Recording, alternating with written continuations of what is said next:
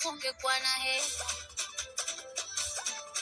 Lakini tatizo lako mbaya alafu hauna hela. Ni mara 10 ungekuwa kijuso alafu ungekuwa na hela. Ila tatizo lako kijuso halafu hauna hela. Mbona unapata tabu kujichubua?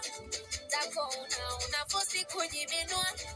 Bebwangu dada nachura kaujajua. Kadata na mambo matamu nayongea. Nikwambie wewe, kwa uzuri ujanzidi mimi, kwa utamu ujanzidi shoga yangu.